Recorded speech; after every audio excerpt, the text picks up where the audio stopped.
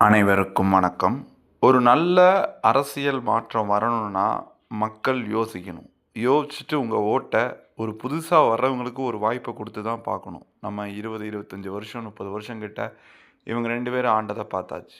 புதுசா வர்றவங்க ஒரு கையில அவங்களுடைய பொறுப்ப குடுத்து, அவங்க என்ன செய்றாங்க, ஏது செய்றான்னு பார்க்க வேண்டிய நேரம் வந்தாச்சு. அதாவது உங்களுடைய ஓட்டுங்கிறது உங்களுடைய உரிமை. உங்களுடைய உரிமைய சரியான நேரத்தில, சரியான இடத்துல பயன்படுத்தினா மட்டும் தான் மாற்றம் வரும். இன்னைக்கு பார்த்தீங்கன்னா, பாண்டிச்சேரிலாம் கிட்டத்தட்ட 90%க்கு மேல ஓட்டு பதிவாயிருக்கு. இவ்வளோ பெரிய கோயம்புத்தூர் சிட்டியில வந்து ஓட்டு பதிவு 65% தான் இருக்கு.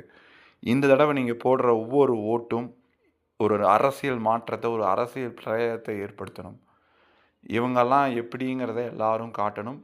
இவங்களோட புதுசா வர்றவங்க எந்த அளவுக்கு இந்த விஷயங்கள வந்து எடுத்து கொண்டு போவாங்க, நம்பலாம் அப்படிங்கிறத வாய்ப்பு குடுத்து தான் பார்க்கணும். வாய்ப்புங்கிறது ஜனநாயக நாட்டுல எல்லாருக்கும் குடுக்கப்பட வேண்டிய ஒரு விஷயம் தான். உங்க ஓட்ட சிந்திச்சு போடுங்க. உங்க ஓட்ட போடுறதுக்கு தவறாதீங்க. ஏப்ரல் 23.